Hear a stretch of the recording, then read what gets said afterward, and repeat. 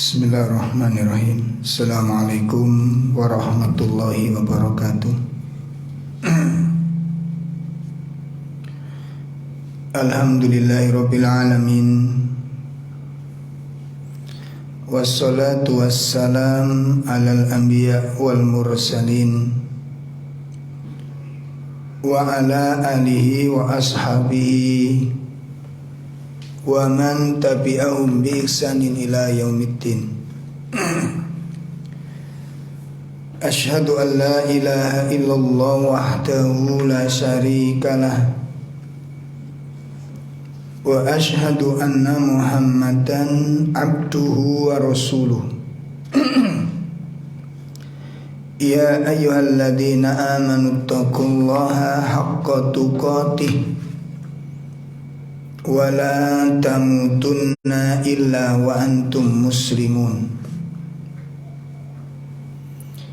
Ya ayyuhalladzina amanu taqullaha wa qulu qawlan sadida yuslih lakum a'malakum wa yaghfir lakum dunubakum wa man yuti'illaha wa rasulahu faqad faza fawzan 'azima. I'lamu anna asdaqal hadits kitabullah wa khairal hadyi hadyu Muhammadin sallallahu alaihi wasallam wa syarrul umur muhdatsatuha wa kullu muhdatsatin bid'ah wa kullu bid'atin dhalalah wa kullu dhalalatin finnar. Ikhwatul iman rahimani wa rahimakumullah. Kepada bapak-bapak, ibu-ibu yang semoga dimuliakan Allah Subhanahu wa ta'ala.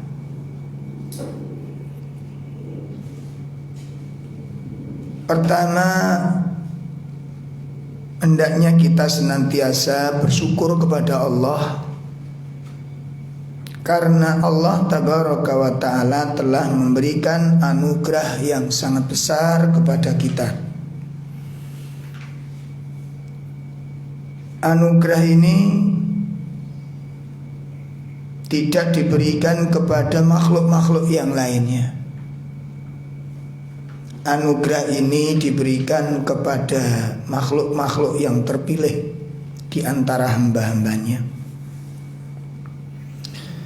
Anugerah berupa ilmu, anugerah berupa keimanan, anugerah berupa ketaatan.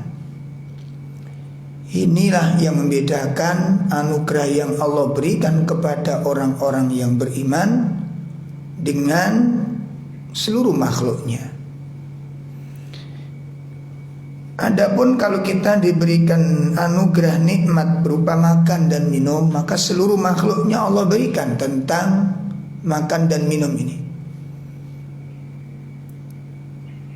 Orang kafir, orang munafik, orang musyrik, orang yang melampaui batas, orang yang zalim, pelaku kemaksiatan juga diberikan nikmat berupa makan.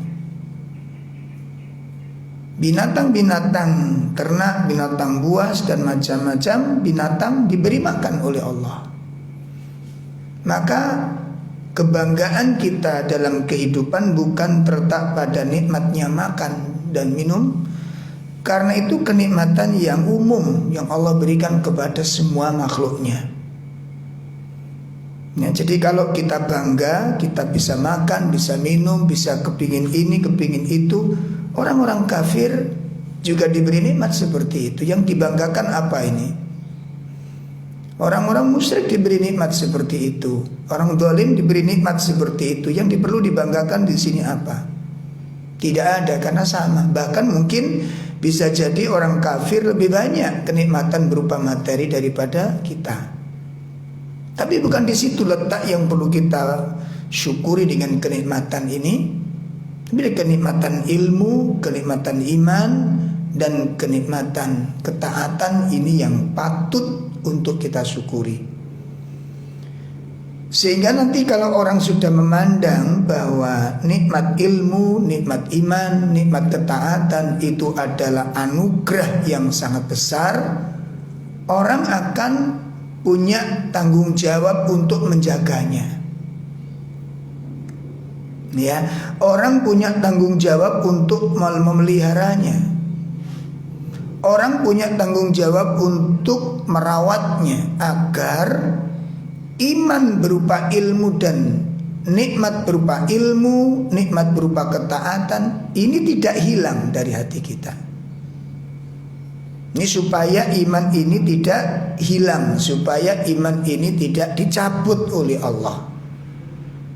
Karena ini nanti satu saat bisa hilang dari hati seseorang. Makanya bagaimana cara melindungi nikmat iman, melindungi nikmat ilmu? Yang pertama adalah berapa kita berani menghargai ilmu dan iman ini. Kita kasih harga berapa ilmu dan iman ini. Sehingga nanti kalau orang sudah punya gambaran dan pemahaman seperti ini bahwa ilmu iman itu tidak ternilai harganya, orang baru tahu bahwa ini adalah sesuatu yang sangat berharga dan sangat mahal. Tapi kalau orang belum mengerti tentang kedudukan dan nilai daripada ilmu dan iman, orang sembrono. Makanya kadang-kadang kita tidak serius menjaganya karena kita belum menghargainya dengan harga yang termahal. Ya, karena kita belum memposisikan ilmu, nikmat iman, nikmat ketaatan itu sebagai anugerah terbesar. Sebab kalau orang sudah menganggap itu merupakan nikmat terbesar, sesuatu yang berharga, sesuatu yang bernilai, orang akan mikir ketika kehilangannya. Makanya kan tidak sedikit ketika kita tidak tahu ilmu, tidak nambah ilmu, tidak merasa sedih, ya. Tidak merasa kehilangan karena tidak memiliki nilai. Kita belum menempatkan itu sesuatu yang sangat mahal.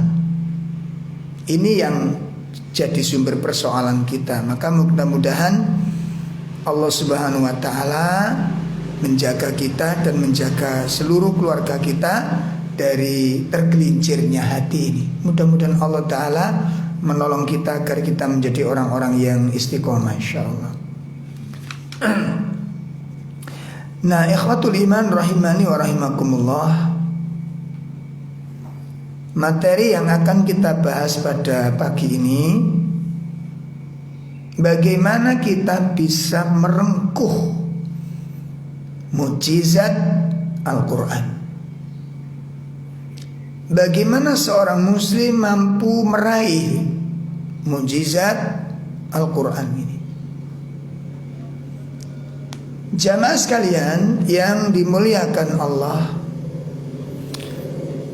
perlu kita sadari bahwa Al-Quran itu merupakan mukjizat terbesar sepanjang sejarah.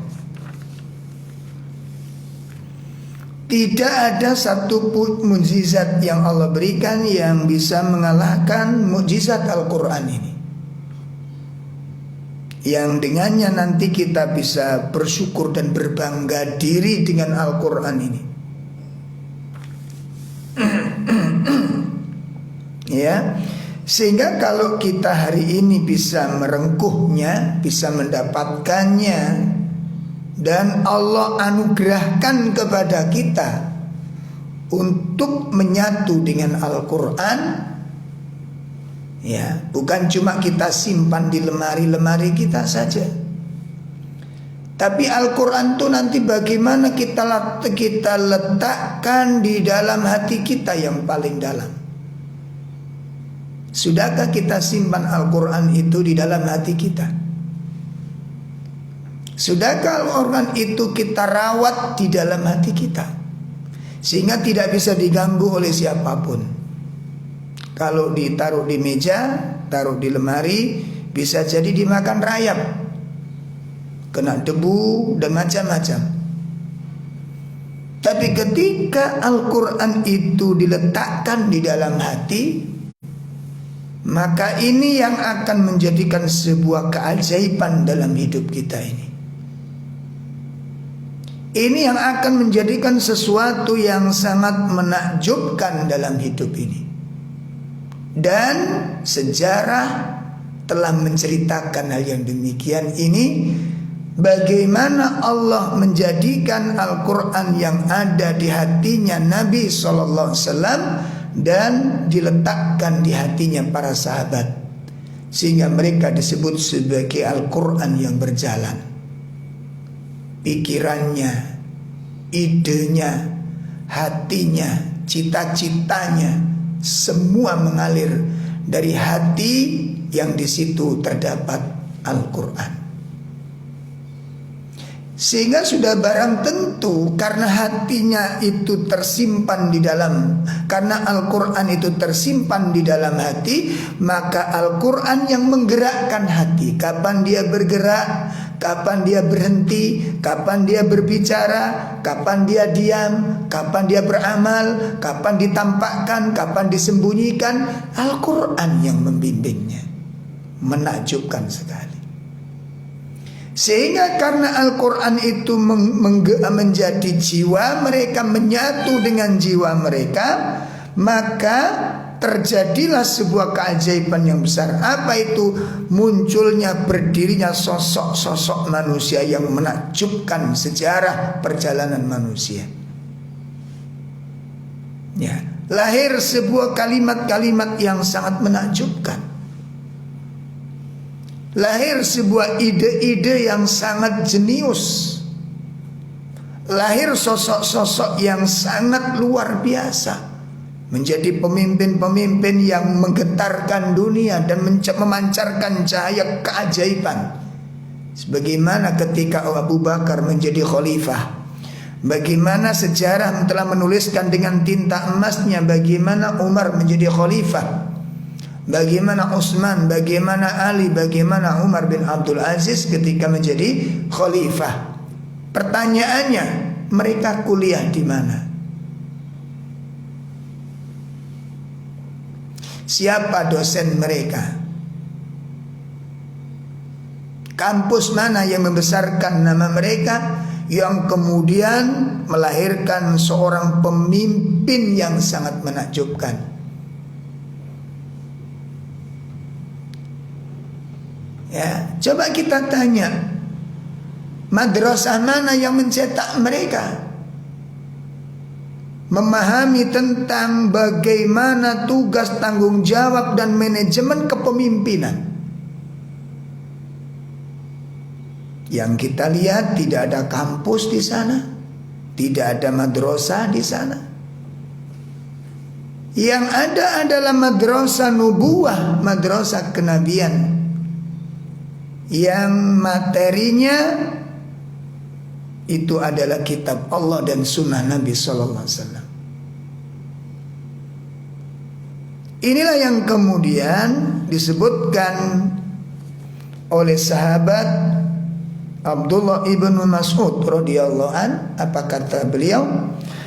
Man aradal ilma falyaqra'il Qur'an. Coba camkan baik-baik ini. Maka barang siapa yang menginginkan ilmu, orang yang ingin mendapatkan wawasan, mendapatkan pengetahuan yang luas, apa kata beliau? Falyaqra'il Qur'an. Hendaklah dia baca Al-Quran. Insyaallah. Ya, barang siapa yang menghendaki ilmu, ingin memiliki ilmu yang luas, ingin memiliki ilmu yang tinggi, ingin memiliki ilmu yang sangat dalam, falyaqra'il Qur'an, hendaklah dia baca Al-Quran.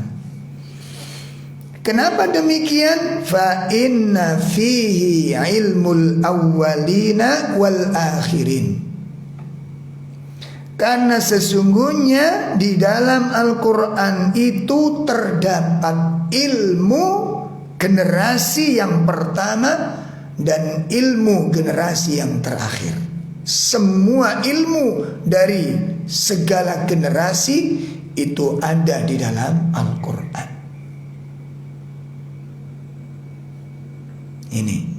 Oleh karena itu, maka pernyataan yang disampaikan oleh sahabat Abdullah ibnu Mas'ud radhiyallahu an ini menjadi standar kunci utama untuk bisa meraih mukjizat Al-Quran.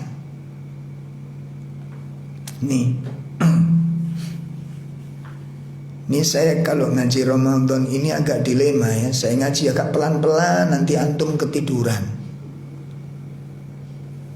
Ya kalau saya pelan gitu nanti suara saya santai gitu, antum pasti terbawa arus nanti. Dan ini sangat gak bagus. Tapi kalau saya keras, suara saya lantang, haus, gak ada yang boleh diminum. Ini ngobati ngantuk antum aja ini.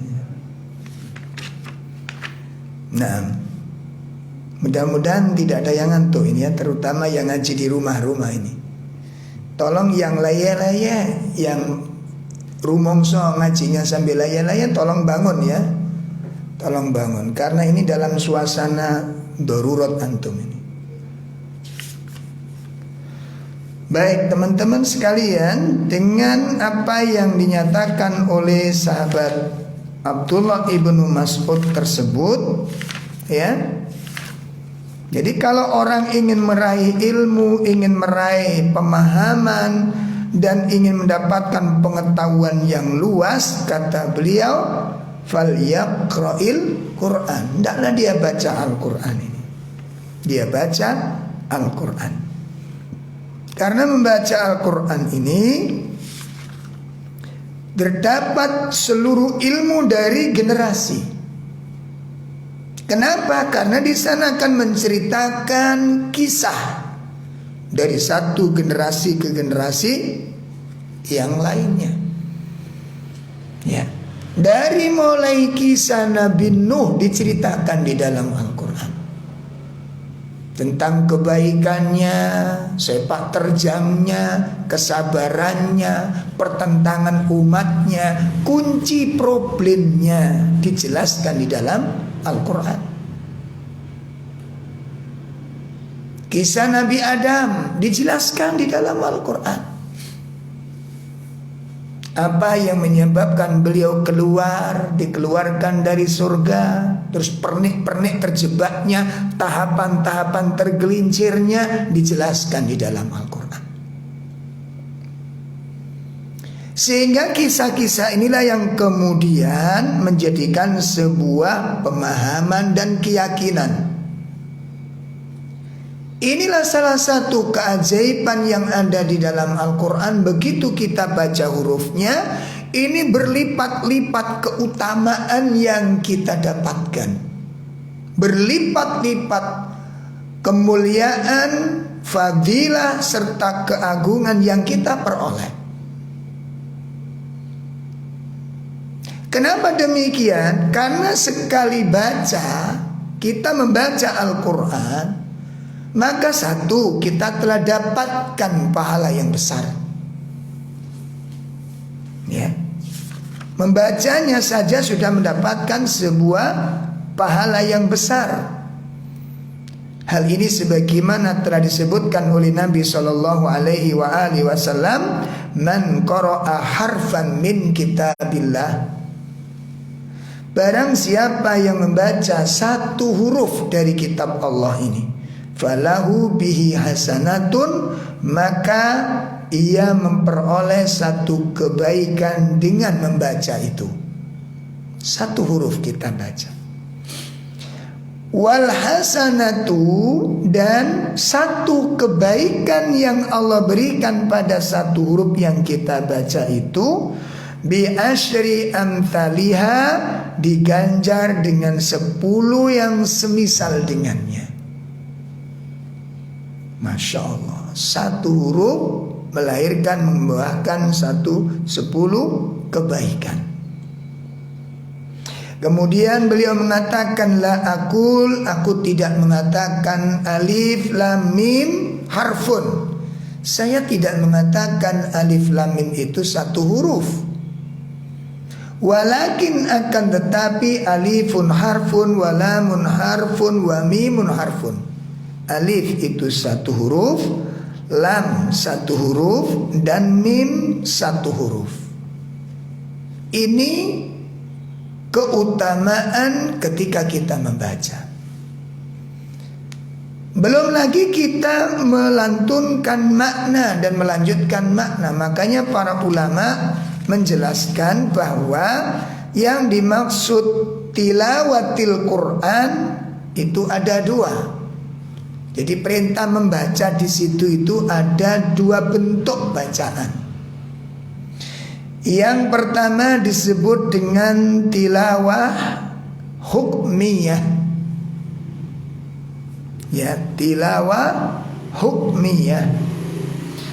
Tilawah hukmiyah itu adalah tasdik fima akhbar, membenarkan semua berita-berita yang ada di dalam Al-Quran. Ya, kemudian yang kedua melaksanakan hukum-hukumnya dengan cara mengerjakan perintah-perintahnya dan menjauhi larangan-larangannya. Ini disebut tilawah hukmiyah. Masya Allah. Kemudian yang kedua adalah tilawah lafdhiyah. Tilawah dalam arti membaca lafaz-lafaznya, nas-nas kita baca apa adanya sesuai dengan tuntunan dan hukum-hukum tajwidnya. Nah, kalau kita baca dari dua sisi ini, maka insya Allah kita akan dianugerahi oleh Allah mukjizat Al-Quran bisa kita dapatkan, bisa kita peroleh. Nah, inilah saatnya bagi seorang muslim yang kemudian dia harus mendapatkan anugerah terbesar ini. Jamaah sekalian yang dimuliakan Allah, sebelum kita kupas rahasia ini, bagaimana Allah memberikan mukjizat seorang muslim bisa meraih mukjizat Al-Quran ini. Sebelum kita membahasnya, mari kita simak hadis Nabi SAW yang diriwayatkan oleh Imam Hakim.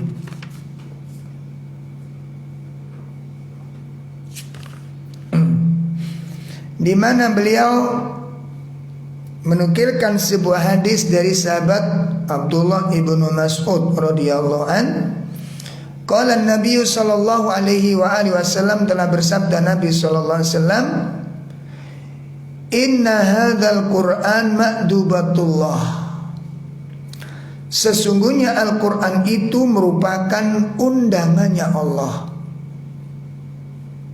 Ya, Al-Quran itu merupakan undangannya Allah.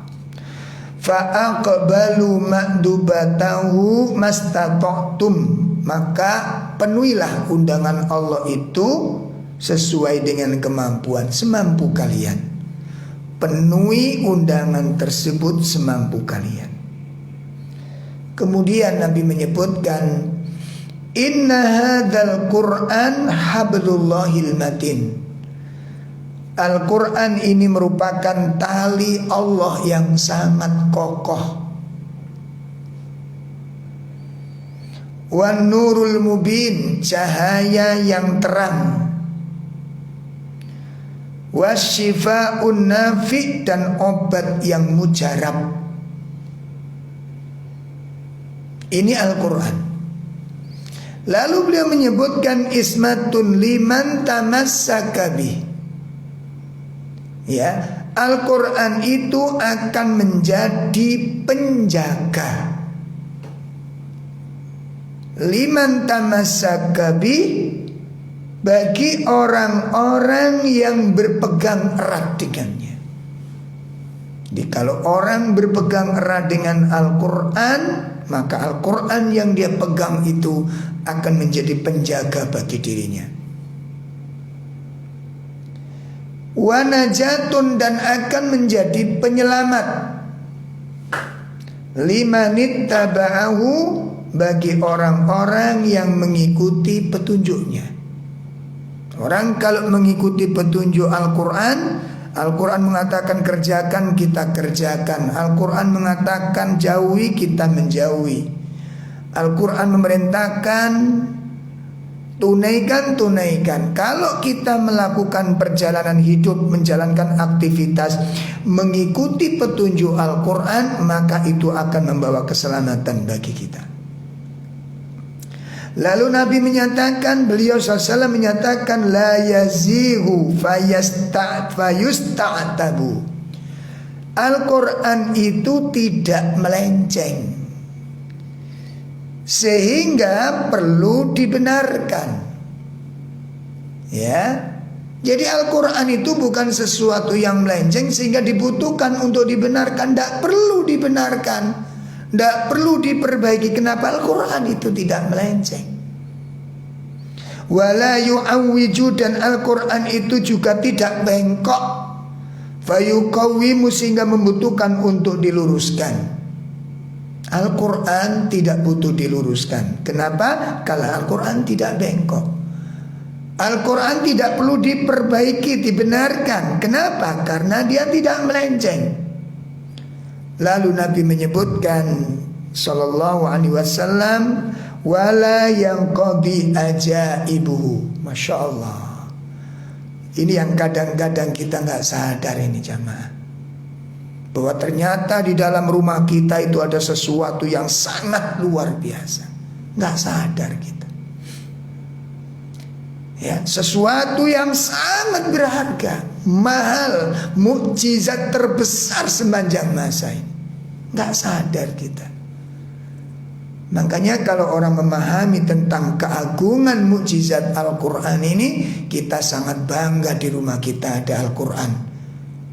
Dan apalagi kalau sesuatu yang sangat hebat ini, yang sangat amat dahsyat ini ada di dalam jiwa kita, maka akan menjadikan pemilik tubuh ini menjadi orang-orang yang luar biasa, menakjubkan seperti apa yang ada di dalam dirinya. Ya. Jadi disebutkan Nabi bahwa itu mengandung keajaiban-keajaiban yang sangat dahsyat. Di mana letak keajaiban? Coba, apa yang membuat Nabi SAW itu menjadi makhluk yang agung? Kenapa tutur kata Nabi, satu huruf keluar dari Nabi, walaupun itu guyon, dicatat oleh para sahabat? Apa yang menjadikan beliau seperti ini? Itu tidak lain karena di dalam jiwa beliau terdapat mukjizat ini.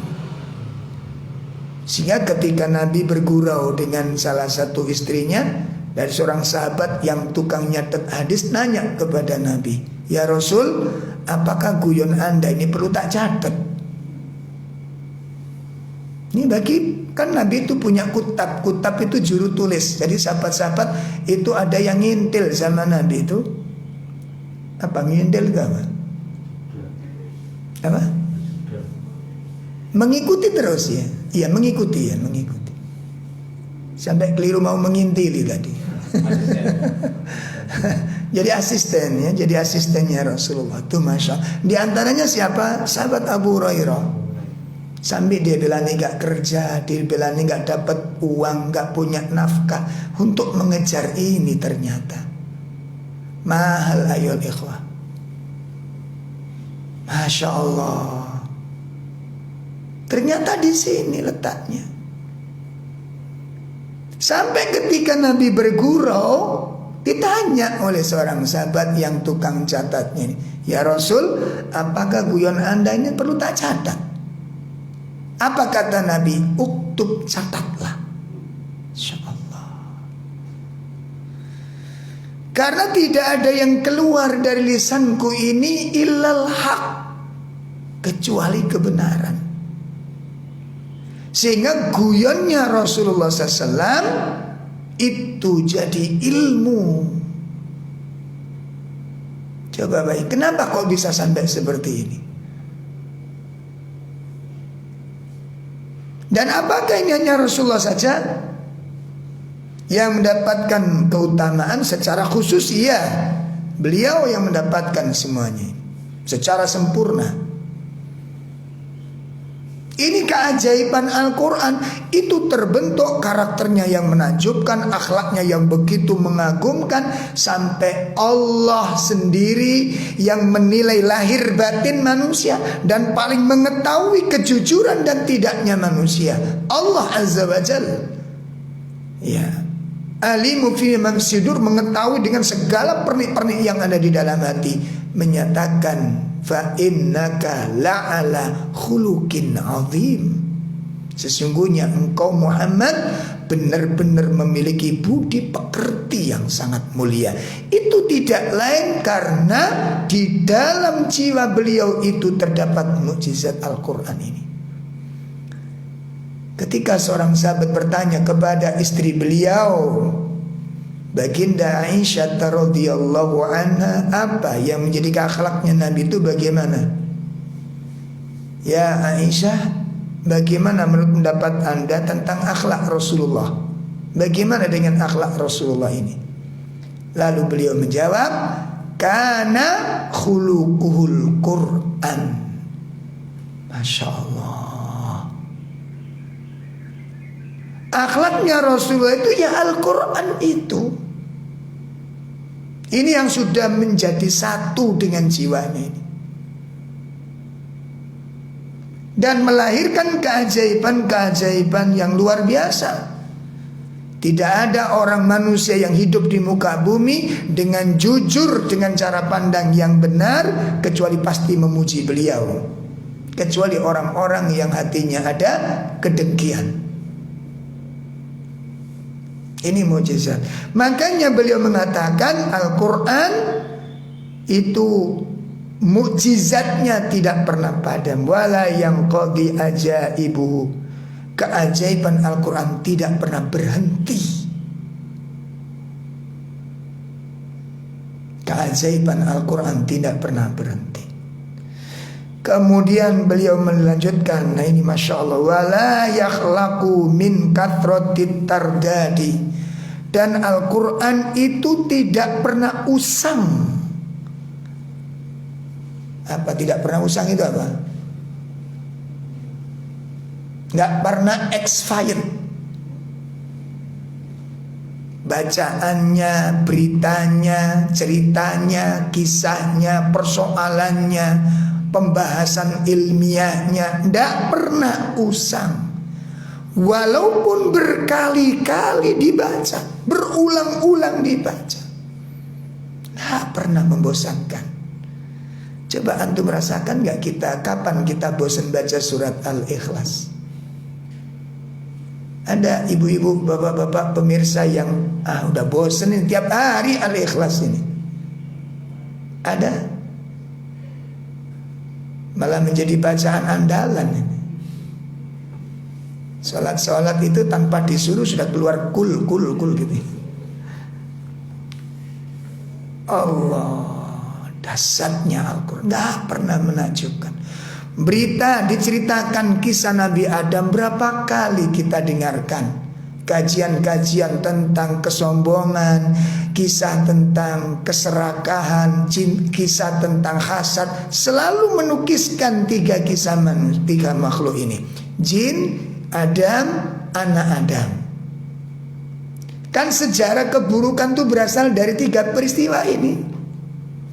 Semua kejahatan berakar pada tiga peristiwa ini. Kesombongan iblis, ya, tidak puasnya Nabi Adam dengan kenikmatan, hasadnya anak Adam. Tiga sifat inilah yang kemudian melahirkan sekian banyak kejahatan ini. Pernah bosan gak ketika ini dibahas? Gak pernah membosankan. Ini yang menakjubkan. Dan sayangnya apa? Kita gak menyadari ini merupakan mukjizat yang luar biasa. Surat Al-Asr berapa kali dibahas di tengah-tengah kita. Begitu menakjubkan, tafsir ulama ini menjelaskan, tafsir ulama ini menjelaskan, perkataan imam ini menerangkan, berulang-ulang dibaca. Tidak pernah membosankan. Bukankah ini sebuah mukjizat? Bukankah ini sebuah keajaiban? Dan kalau dibaca bukan cuma dongeng belaka, itu menyisakan bekas di dalam hati kita ini, menjadi sarana untuk evaluasi diri. Tuh betapa buruknya diri saya dibandingkan dengan kisah ini. Oh kok ya sifat itu ada dalam diri saya. Menjadi bahan evaluasi, menancap di dalam hati. Makanya ibu-ibu, bapak-bapak, kalau Anda ngaji tidak ada menghasilkan evaluasi, itu perlu dibenahi, niatnya perlu ditata. Ada yang gak benar dalam jiwa kita, ada yang gak beres. Al-Quran ini mukjizat, ayo ikhwan. Masya Allah. Ini beliau yang menyatakan ya. Jadi Al-Quran itu keajaibannya tidak pernah berhenti, bacaannya tidak pernah usang walaupun dibaca berulang-ulang. Makanya mata pelajaran yang patut dibanggakan adalah mata pelajaran tentang Al-Quran. Coba antum sekolah, masih kepake gak pelajaran SD sekarang? Antum sudah usia ini. Coba antum pelajari ketika kita menyekolahkan anak ini. Pelajaran SD kelas 1 udah gak kepake. Jangan kan nunggu kelas 2, beda semester udah dibuang mata pelajaran itu, berapapun harganya. Tidakkah Anda sadar? Nanti semester berikutnya ganti buku lagi, pelajaran yang kemarin dibeli walaupun belum selesai tuntas dipelajari, dibuang karena semesternya udah beda. Kan begitu kalau sekolah kan? Iya apa tidak? Semua mata pelajaran begitu. Nanti kalau pindah kelas apalagi, sudah ganti lagi buku pelajaran. Kelas 1, kelas 2. Kelas 1 setebel apapun, semahal apapun waktu beli, dibuang. Pelajaran kelas 2 dibuang ketika sudah naik kelas 3. Kelas 3 dibuang ketika naik kelas 4. Seterusnya demikian sampai kuliah. Begitu kuliah, begitu semester buang lagi. Begitu lulus semester gak kepake semua mata pelajaran, buang semuanya. Tinggal satu yang tersisa, kitab Allah. Dari mulai TK sampai kita menjelang kematian, pelajaran tidak pernah diberubah dan tidak pernah dibuang. Bukankah ini keajaiban? Bukankah ini sesuatu yang menakjubkan? Masya Allah. Al-Quran kita taruh di mana enaknya ini? Masih kita simpan di lemari? Kita taruh di mana ini pantasnya? Masih kita taruh di tas-tas kita? Kapan kita memindahkan Al-Quran ini dari lemari ke hati kita? Ayo ikhwan. Kapan akan kita pindahkan Al-Quran ini dari tas kita ke dalam jiwa kita? Ayo ikhwan.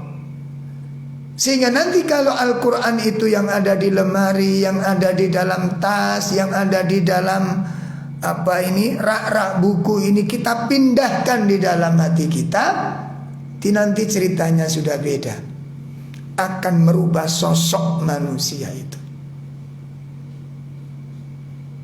Dan ini yang akan mengungkapkan rahasia kenapa para ulama-ulama yang asalnya mungkin ada yang ceritanya itu pembaca, ada yang pembegal, ada yang perampok, begitu kesentuh Al-Quran, menjadi sosok manusia yang sangat luar biasa, menjadi ulama, menjadi pembimbing umat, menjadi orang yang diikuti ucapannya. Padahal sebelumnya dia pembunuh, sebelumnya dia perampok, sebelumnya dia pembegal.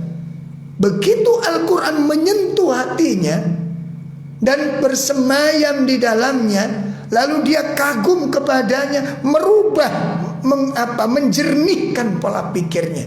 Pikiran-pikiran yang kotor bersih, jiwa-jiwa yang kotor bersih, penyakit-penyakit hati pun hilang dengannya. Tercucikan ayat-ayat Al-Quran tersebut, mensucikan jiwa, menghidupkan batin, menyinari pikirannya.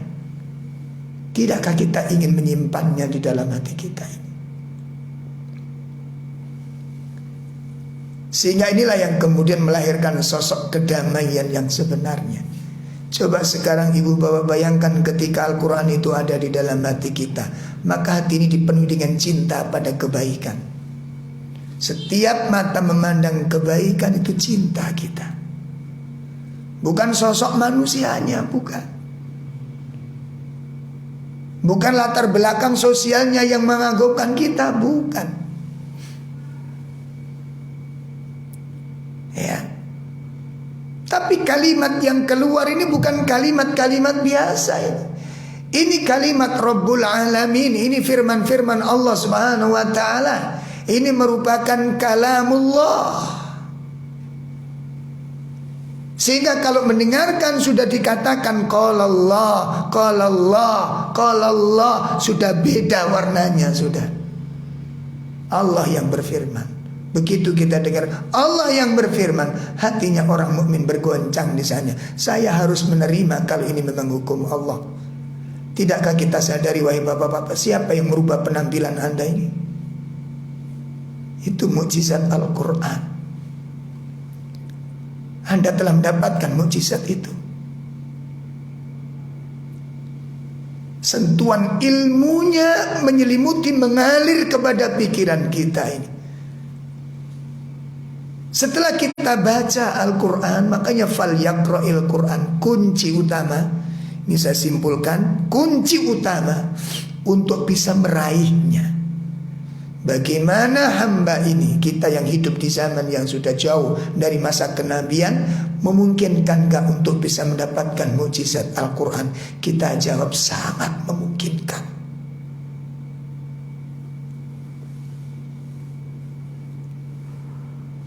Kita lihat bagaimana dampak daripada membaca Al-Quran ini. Ketika dibacakan tentang hukum-hukum, bagaimana hukum wanita yang sudah mulai balik, Al-Quran menjelaskan tutup auratnya. Allah menyebutkan, wahai Nabi, katakan kepada istri-istrimu dan katakan kepada istri-istri orang-orang mukmin dan anak-anak perempuan mereka untuk menutup hijabnya, untuk menutup auratnya, menghijabi tubuh mereka, menutupi tubuh mereka. Ayat dibaca, makna didengar, maksud dijelaskan, mengalir ke dalam tubuh kita ini. Ngerti kita tentang hukum.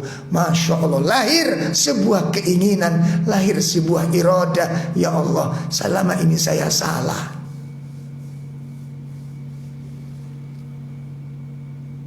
Ya. Sampai ada dulu wanita-wanita yang dulu mungkin mantan artis, mantan ini, mantan itu, mantan model. Begitu kesentuh Al-Quran ini, merubah cara pikirnya. Dirubah. Berarti pada saat terjadi perubahan, ketika ibu-ibu membaca Al-Quran, ayat-ayat berkaitan tentang hijab, lalu Anda bergerak untuk merubah baju-baju yang mahal, baju-baju yang bermerek, baju-baju yang dulu dibanggakan untuk menampakkan kecantikannya, diletakkan, disingkirkan dari kehidupannya. Saya ingin berubah, saya ingin berubah, saya ingin berubah. Kalimat ini menguat di dalam jiwanya, menghantui pikirannya. Saya berdosa selama ini, saya salah selama ini, saya bermaksiat kepada Allah selama ini. Padahal waktu itu kita banggakan orang supaya melihat kecantikan kita. Gak taunya kita ingin bangga di tengah-tengah makhluk, kita ingin bangga di tengah-tengah manusia dengan sosok tubuh yang ideal, dengan warna kulit yang luar biasa. Gak taunya kita menjerumuskan dalam kehinaan. Kita menghinakan diri kita sendiri, melecehkan kehormatan kita, menanggalkan baju ketakwaan kita, menjadi orang-orang yang rendah, menjadi orang-orang yang terhina. Kenapa? Karena kita menyuguhkan kenikmatan dinikmati semua manusia. Hadir ilmu kita baca, hadir Al-Quran di tengah-tengah kehidupan kita. Begitu kita dengarkan kalimat itu dibacakan, bergerak jiwanya ini. Terjadi sebuah peperangan batin. Haruskah saya berubah? Saya harus berubah. Maka pada saat gerakan-gerakan itu mengalir pada tubuh, pikiran, mengalir pada jiwa kita, bergemuruh ingin melakukan sebuah perubahan. Ada perjuangan dan ada pengorbanan pada saat itu yang terjadi para ummahat. Pengorbanan, kebanggaan dulu yang dibanggakan warna rambutnya, bentuk rambutnya, dengan model potongan-potongan yang macam-macam. Nanti acara pernikahan model rambutnya begini, potongannya begini, ikatannya begini, cocoknya pakaiannya demikian, dicocok-cocokkan sedemikian rupa. Hilang semuanya ini. Kita tepis, kita tebus, kita lebur semuanya itu dengan satu kalimat, saya ingin hijrah. Coba rasakan ibu-ibu, kalimat itu menguat. Ada perjuangan setelah itu.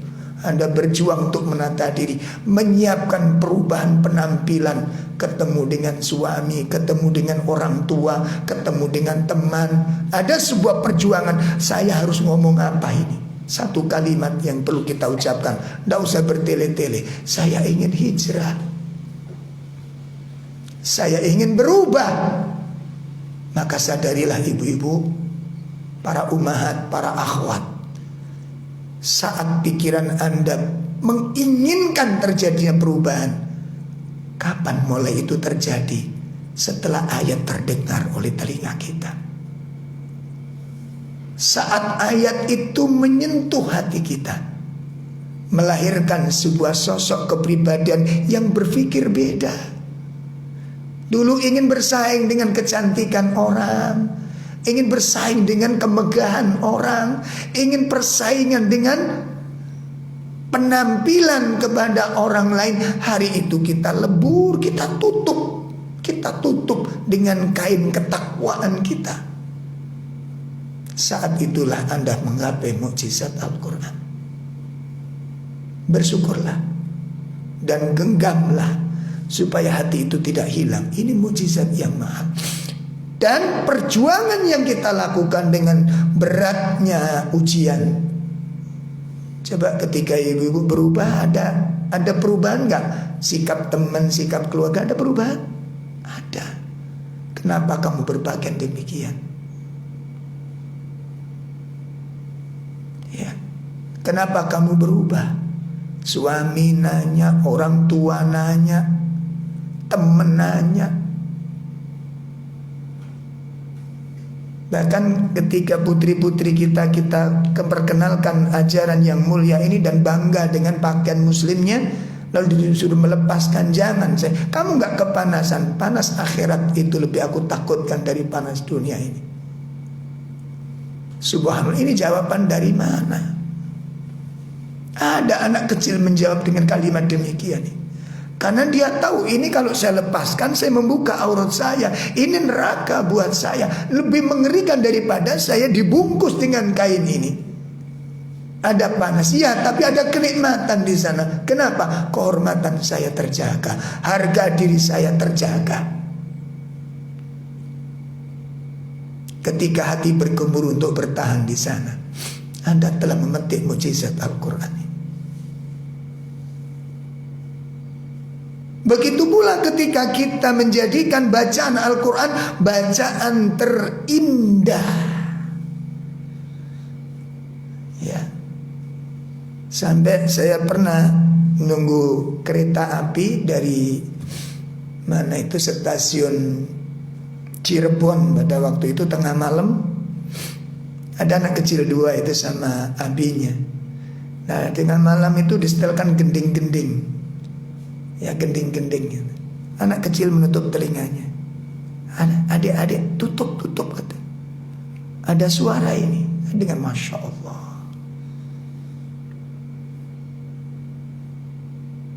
Walaupun tidak demikian, kalaupun kita tidak harus menutup dengan jari-jari kita tempelkan ke lubang telinga, paling tidak kita kurang suka dengan itu.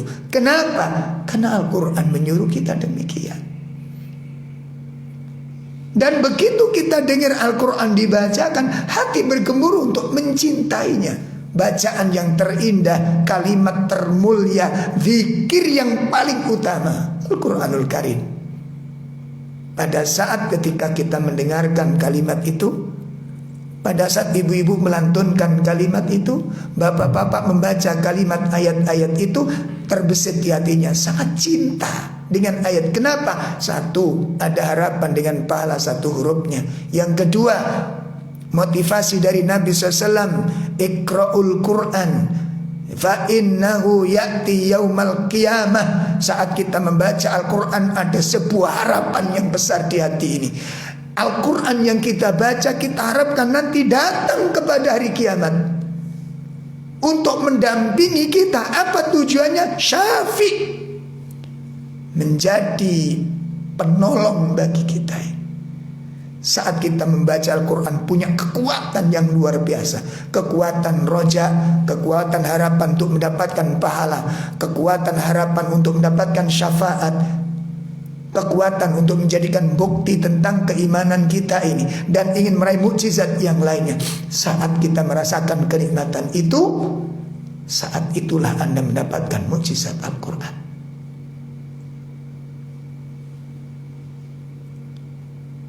Ditambah lagi dengan perubahan-perubahan.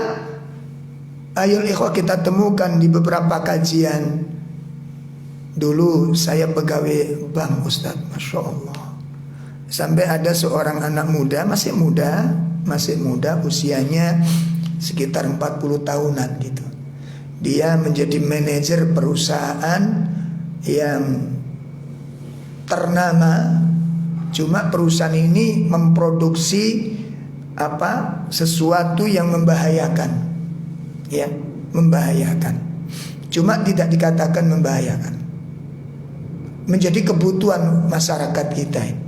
Dia menjadi marketing tingkat 1, dan gajinya per bulan itu sampai mencapai 70 juta. Ditinggalkan. Begitu melihat kemudaratan, apa ini? Rasa takut. Rasa takut. Takut kepada dosa. Setelah membaca ayat-ayat Al-Quran, mendengarkan taklim, ditinggalkan. Kemudian dia berusaha untuk usaha yang lain, bikin jamur, produk jamur. Subhanallah, perjuangannya Masya Allah. Ayo ikhwah,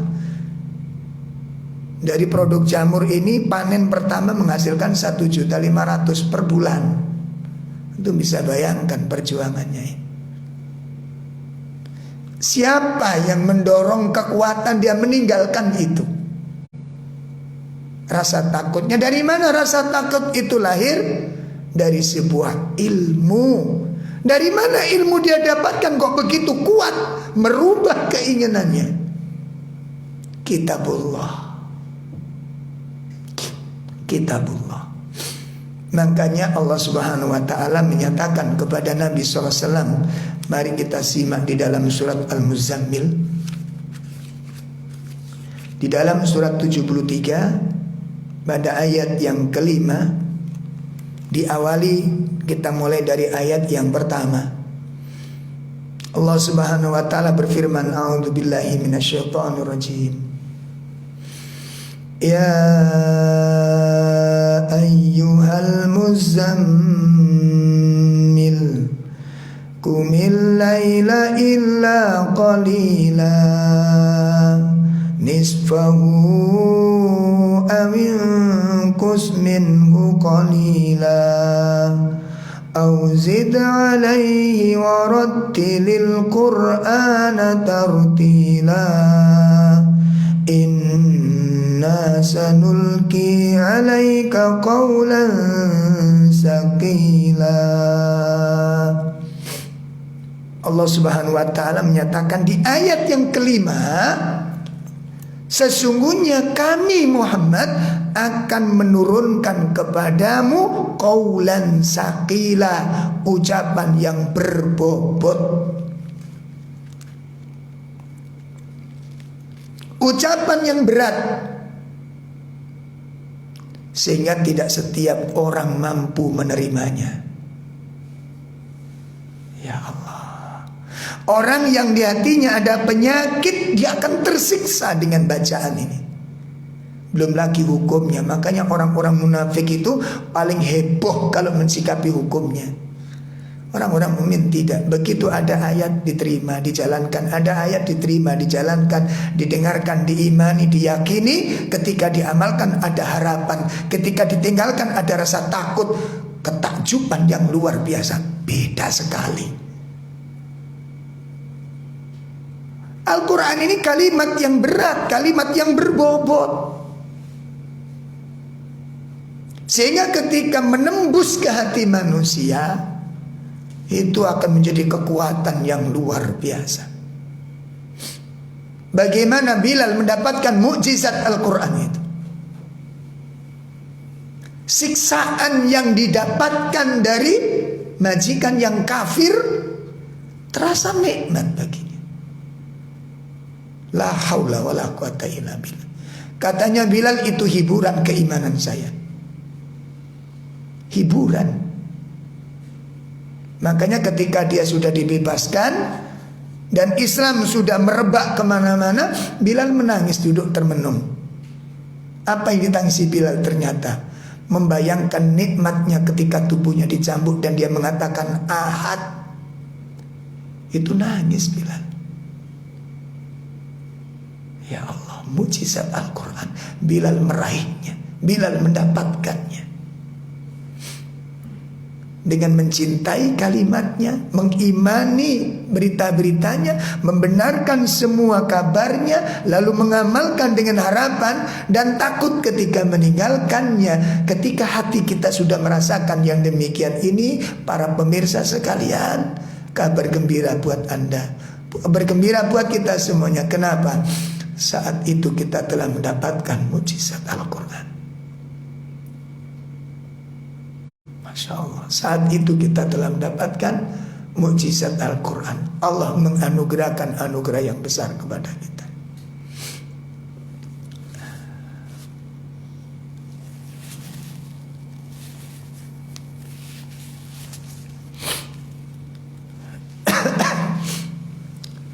Begitu juga bagaimana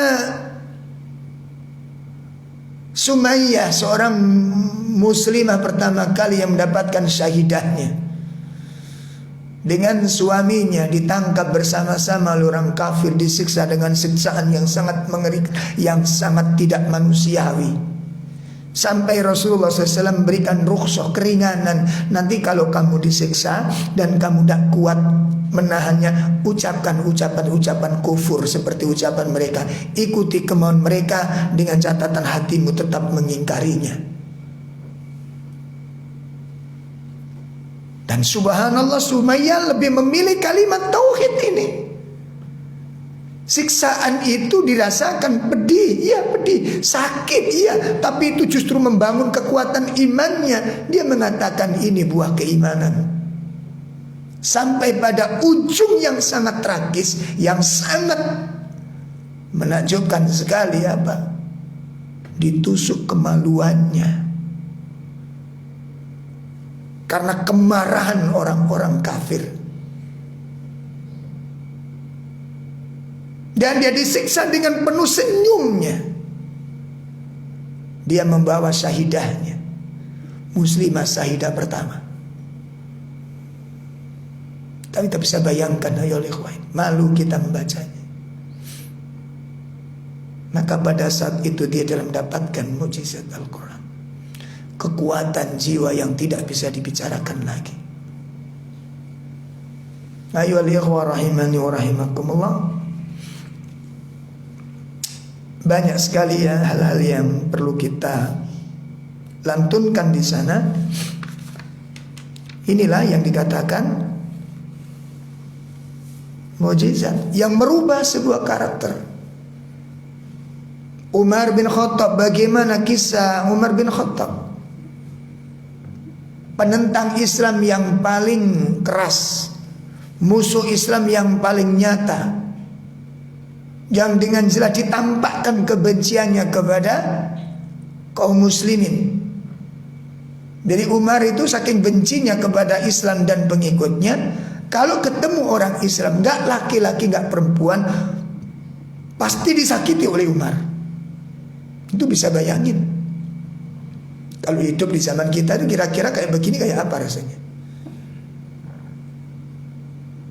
Loh begitu bisa berubah, ya oleh berubah. Makanya jangan pernah berhenti mendoakan orang-orang yang zalim. Barangkali ada orang yang keras sekali dengan Islam ini. Pernahkah kita doakan dengan doa kebaikan, doa hidayah, seperti Nabi mendoakan Umar untuk mendapat hidayah? Sampai ada komentar dari kaum muslimin pada saat itu, dan komentar itu masyhur. Saking kerasnya Islam, saking kerasnya Umar dengan Islam, saking besarnya kebencian Umar kepada Islam, ditampakkan permusuhannya, diganggu, disakiti orang yang ketemu dengannya, pasti gak selamat orang ketemu dengan Umar ini. Suatu hari ada seorang muslimah lewat bertemu dengan Umar, dan dia sudah menyiapkan gangguan itu. Wanita ini sudah menyiapkan diri, saya pasti disakiti ini. Dia siapkan. Qadarullah tidak diganggu oleh Umar. Gak disakiti, gak diganggu, gak didolimi, sampai pulang ke rumah. Lalu muslimah ini bercerita kepada suaminya, saya baru saja bertemu dengan Umar. Begitu diceritani, suaminya langsung melihat kulit istrinya ini. Kamu diapakan katanya? Enggak, gak diapa-apain katanya, gak diganggu. Heran istri suaminya ini. Lantas si wanita tersebut mengatakan, mungkin Umar mendapat hidayah. Mungkin Umar mendapat hidayah. Mendengar ucapan istrinya bahwa Umar telah mendapat hidayah, suaminya komentar, nyauti, apa katanya? La yuslimu Umar, ya, hatta yuslimuhu Khimar ibnul Khattab.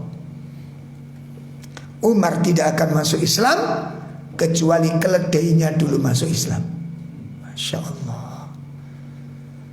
Ternyata dengan kekuatan doa, melalui doa Rasulullah SAW, Umar masuk Islam.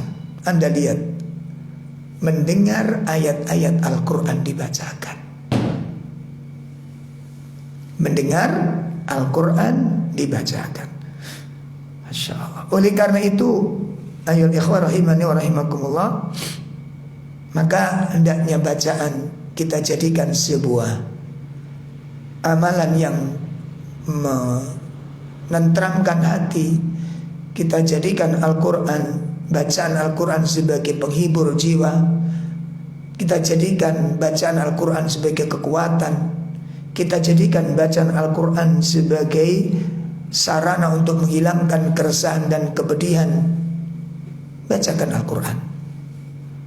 Di sana kita akan dapatkan mutiara-mutiara yang sangat berharga. Ayyuhal ikhwan rahimani wa rahimakumullah, ini diantara perkara-perkara yang mendatangkan mukjizat kepada seorang muslim tentang mukjizat Al-Quran ini. Pemirsa sekalian yang dimuliakan Allah, jadi kesimpulan dari kajian kita pada pagi ini, yang pertama, bagaimana kita supaya mendapatkan mukjizat Al-Quran dan bisa meraihnya? Yang pertama adalah mencintai Al-Quran ini dengan benar. Cintailah Al-Quran dengan benar. Lalu bagaimana untuk menunjukkan cinta kita kepada Al-Quran ini, cinta kita kepada Allah? Maka dengan membacanya. Dengan membacanya. Sebagaimana telah disebutkan oleh sahabat Abdullah ibnu Mas'ud radhiyallahu an, man ahabba an ya'lama annahu yuhibbullahu wa rasuluh. Ya, Masya Allah. Barang siapa yang senang mengetahui, barang siapa yang senang mengetahui bahwa ia mencintai Allah dan Rasulnya. Ya, barang siapa yang senang mengetahui bahwa dia mencintai Allah dan Rasulnya, apa katanya? Falyandur, maka hendaklah dia melihat, fa in kana yuhibbul Quran, apabila dia mencintai Al-Quran, fahuwa yuhibbullahu wa rasuluh, maka dia berarti telah mencintai Allah dan Rasulnya. Nih, Jadi barang siapa yang senang mengetahui kalau dirinya mencintai Allah dan Rasulnya, maka hendaklah dia melihat, ya, apabila dia mencintai Al-Quran, maka berarti dia telah mencintai Allah dan Rasulnya. Dan salah satu bukti cinta kepada Al-Quran adalah selalu membasahi lisannya dengan tilawatil Quran. Basahi dengan tilawatil Quran. Ini langkah yang pertama agar kita meraih mukjizat Al-Quran ini. Yang pertama, kita cintai Al-Quran. Yang kedua, kita jadikan Al-Quran sebagai bacaan kebanggaan kita. Ya, kita jadikan Al-Quran sebagai bacaan kebanggaan kita. Kenapa demikian? Karena bacaan Al-Quran itu bacaan merupakan zikir terbaik. Tidak ada satu zikir pun, tidak ada satu doa pun yang bisa mengalahkan bacaan Al-Quran ini. Ya, tidak ada satupun zikir dan doa yang bisa mengalahkan keutamaan Al-Quran. Hal ini sebagaimana disebutkan, dinukil dari tafsir Al-Qurtubi dalam sebuah hadis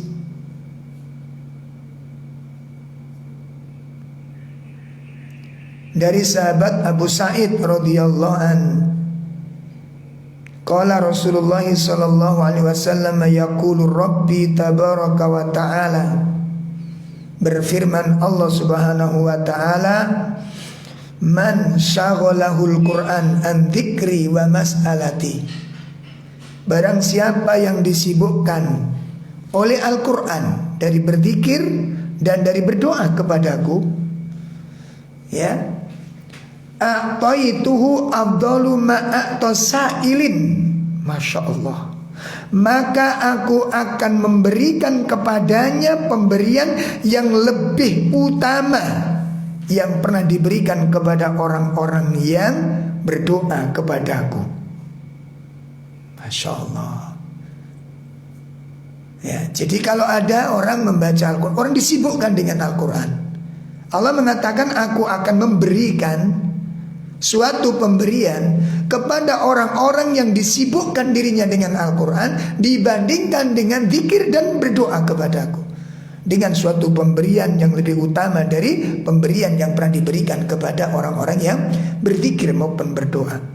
Lalu Allah Ta'ala menyatakan, wa qala wa fadlu kalamillah, wa fadlu kalamillah ala sairil kalam kafadlillahi ala khalqihi.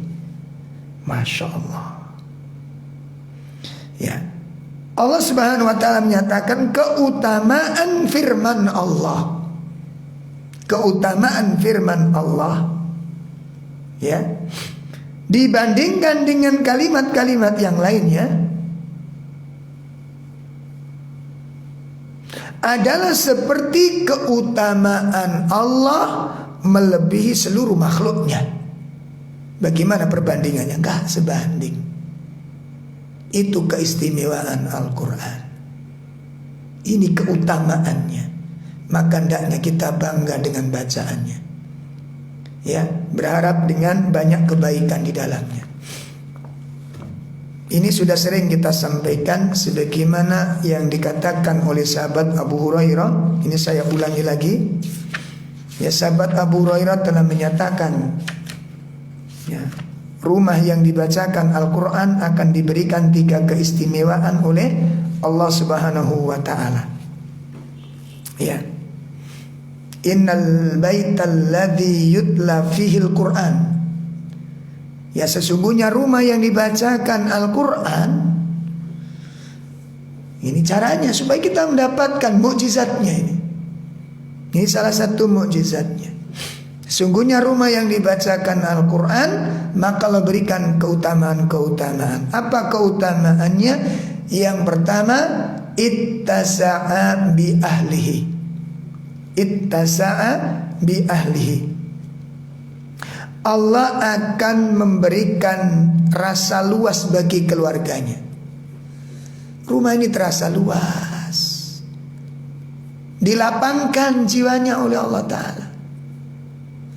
Sehingga kalau rumah itu sudah terasa luas, hatinya terasa lapang, orang betah di dalam rumah ini.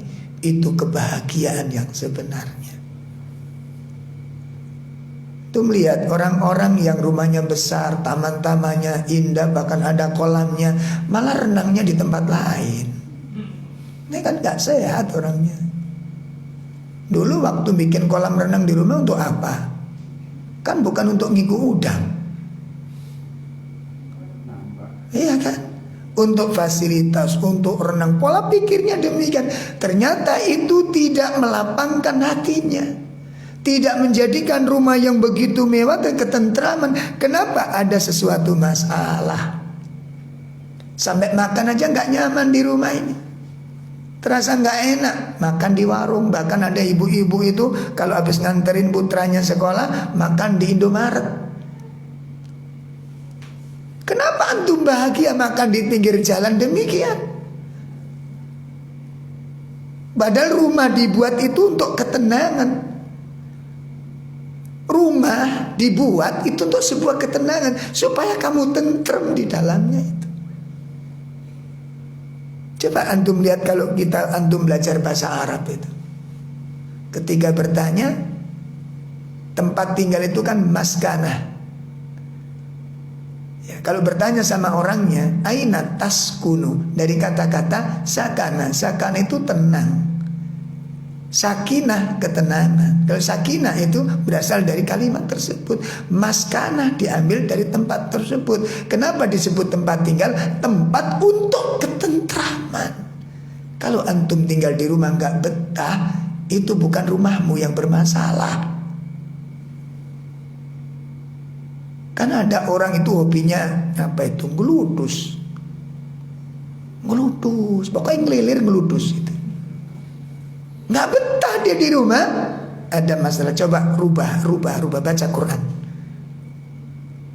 Baca Quran di rumah. Ittasa'a bi ahli.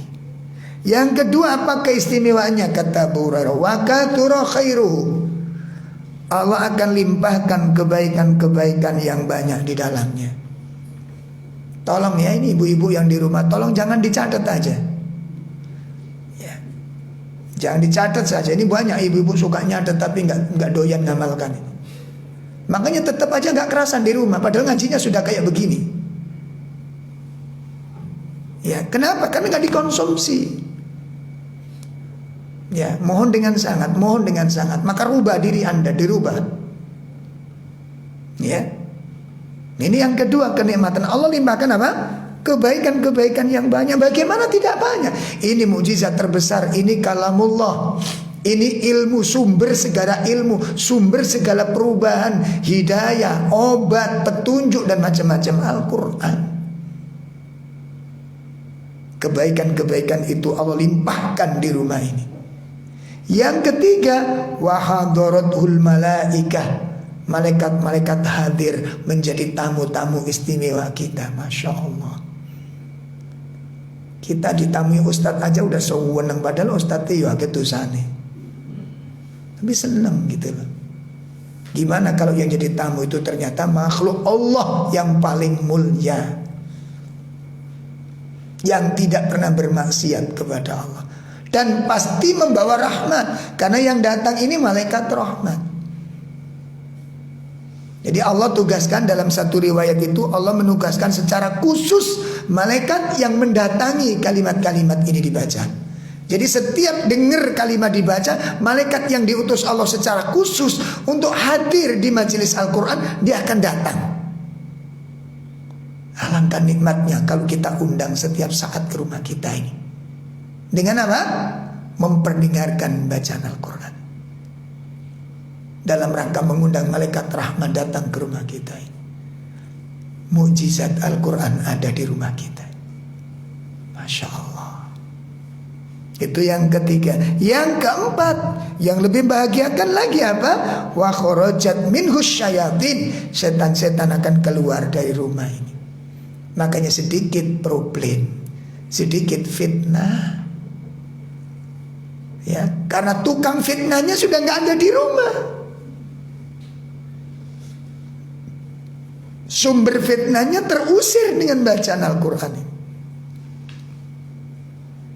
Ini rumah yang dibacakan Al-Quran. Sebaliknya, wa innal baital ladzi la yutla fihi kitabullah azza wa jalla.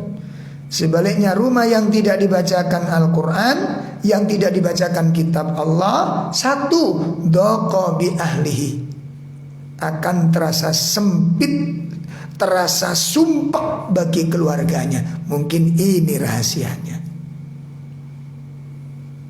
ya. Jadi kalau ada orang tidak kerasan di rumahnya, nggak betah, sumpek rasanya ini. Itu sebagai jawaban Anda minim baca Al-Quran. Nah, ini mengungkapkan rahasia. Ini nggak enak ngaji hari ini gitu ya. Ini yang ke rahasia gitu. Yang kedua apa kata beliau? Wa qala khairu, sedikit kebaikannya. Sedikit kebaikannya. Mungkin tidak membawa berkah rumah tersebut. Na'udzubillah min syarri dzalik. Na'udzubillah min syarri. Dan jangan sampai rumah kita tertutup dari berkahnya Allah Ta'ala. Salah satu ciri rumah yang tidak diberkahi oleh Allah, rumah itu tidak berkembang kebaikannya. Ciri rumah yang dicabut keberkahannya oleh Allah, rumah itu tidak menambah kebaikannya. Makanya coba dibacakan Al-Quran pelan-pelan, pelan-pelan, ya. Dan akhlak kita dengan akhlak Al-Quran, ya. Tapi jangan membabi buta. Ini tuh baca Quran ketika ada suami pulang tetap baca Quran, ya, masalah nanti ya. Jangan. Masya Allah. Yang ketiga apa? Wa kharajat minhul malaika. Malaikat-malaikat meninggalkan dari rumah ini, pergi dari rumah yang kosong dengan Al-Quran ini. Malaikat juga nggak ikut betah di sana, karena malaikat ditugaskan khusus mendatangi majelis-majelis Al-Quran. Sehingga nanti kalau terdengar baca Quran, dia pasti datang ke rumahnya. Alangkah nikmatnya kalau perjalanan kita didampingi oleh malaikat rahmat, duduk di mobil didampingi malaikat rahmat, di rumah didampingi malaikat rahmat. Masya Allah. Dan yang keempat, wa hadarat usyayatin, rumah yang tidak dibacakan Al-Quran, setan-setan akan hadir di sana. Banyak konflik, banyak problem, banyak persoalan, banyak keburukan. Kenapa? Sumber fitnahnya telah membuat posko-posko di rumah ini. Oleh karena itu ibu-ibu, mari diawali dengan satu kalimat, Iqra'ul Quran, baca Al-Quran. Kebaikan-kebaikan akan banyak kita dapatkan. Dan yang paling menakjubkan, yang paling membanggakan kita itu adalah Al-Quran. Dengan membaca Al-Quran, kemudian berlanjut kepada memahami kandungannya, berlanjut untuk melaksanakan syariatnya, maka saat itulah kita telah dianugerahi oleh Allah mukjizat Al-Quran. Semoga kajian pagi ini memberikan motivasi kepada kita untuk lebih dekat dengan Al-Quran, lebih akrab dengannya.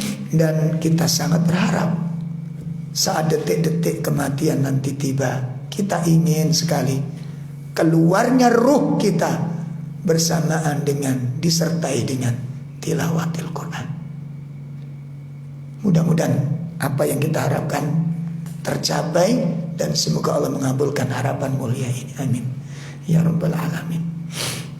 Demikian ikhwatul iman rahimani wa rahimakumullah, yang pemirsa yang dimuliakan Allah, yang bisa kami sampaikan, yang tentunya materi ini masih banyak kekurangan-kekurangan di sana sini, maka ikuti kajian-kajian ustadz-ustadz yang lain untuk melengkapi dan menyempurnakan materi kita hari ini. Kurang lebih mohon maaf. Terima kasih sebanyak-banyaknya. Kita jaga keimanan dengan terus mengkonsumsi Al-Quran.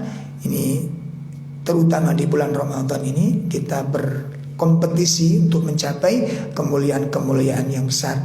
Kita cukupkan. Wassallallahu ala nabiyyina Muhammad. Subhanakallahumma wa bihamdika asyhadu an la ilaha illa anta astaghfiruka wa atubu ilaik. Assalamualaikum warahmatullahi wabarakatuh.